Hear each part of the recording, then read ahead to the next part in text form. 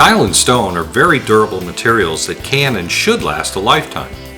When tiles break, more often than not, it's due to issues with the substrate or the installation method. The way you trowel mortar for setting tile makes a big difference. Let's look at the way to trowel and what's an error. Porcelain tiles in particular can withstand extra heavy service conditions. It takes a lot of impact or point load to cause bond loss when installed correctly over a sound substrate.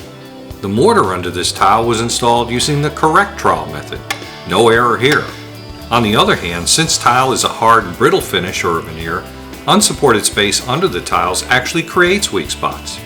That same porcelain tile may be easily damaged by the same impact, heavy loads, and other causes.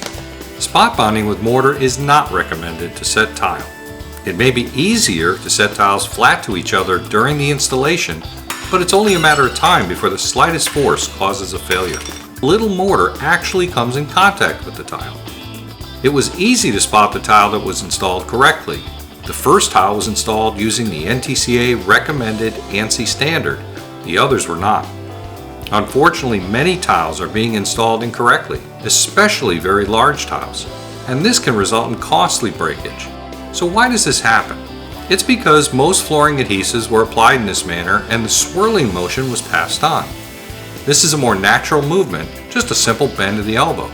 It also didn't make much difference for flooring or very small tiles. The results of troweling this way are very misleading. You get the job done more quickly, but you can't get proper mortar coverage. Air gets trapped with nowhere to go and leaves the tile unsupported.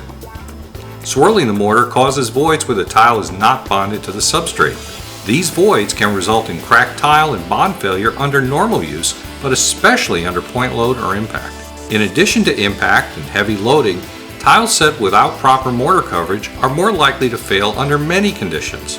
To name a few: substrate deflection, shrinkage or creep, thermal expansion in high temperatures, and freeze-thaw applications. A lack of perimeter or other movement joints affects well-bonded tile, so imagine when half or even less of a tile is adhered. According to the American National Standards Institute and the TCNA Handbook, tile requires a minimum of 80% mortar coverage in interior applications, 95% for exteriors and wet environments. Natural stone tile requires at least 95% coverage in all areas. Notice what happens when clear glass is installed over swirled ridges. See how hard it is to achieve the coverage required? It's impossible when you spot bond. Even beating it with a mallet won't help. With today's installations of larger and larger tile, there are other factors to consider. During the manufacturing process of most large tiles, the center tends to dome or warp upward.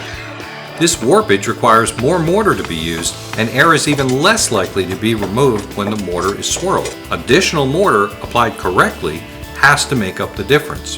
Flatter substrates are also required to successfully set large format tiles as they cover a much larger area. According to TCNA and ANSI guidelines, variations in floor flatness should not exceed 1/4 of an inch and 10 feet. When working with large format tile, a tile with any side 15 inches or longer, there's even less tolerance. Variation is limited to 1/8 of an inch in 10 feet and no more than 1/16 of an inch in 24 inches. Surface inspection and preparation are required for correct mortar coverage. The key to successful coverage is playing it straight, combing the mortar in straight lines. This method is proven to be effective even with large tiles. Why?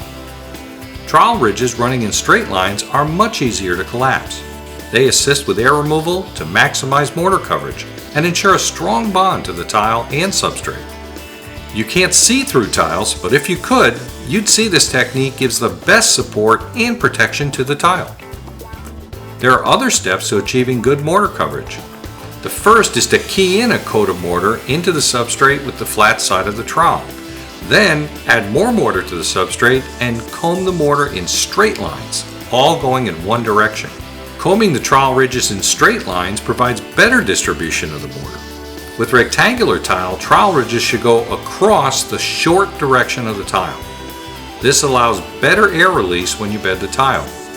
Be careful not to leave any voids along chalk lines or between tiles. Trowel size matters. One size doesn't fit all. Use a trowel that will help you achieve continuous minimum 3/32 of an inch coverage. Larger tiles most often require deeper trowels. For large format tile, glass tile, natural stone, or any tile set on exterior surfaces, backbuttering the tile is recommended. Use the flat side of the trowel to get an even coat of mortar and fill all the spaces in the surface.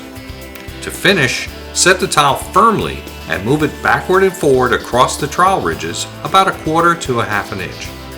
Move the tile in only one direction, perpendicular to the ridges, without moving in the opposite direction or twisting the tile. When you first start setting, and then periodically throughout the installation, remove a tile and check for coverage. Ridges should be collapsed, and you don't want the tile or substrate to be missing mortar. As we've seen in these examples, it's clear that there's a right way and a wrong way to trowel mortar. Don't be a victim of trial and error. Play it straight and always use the NTCA recommended tile setting method.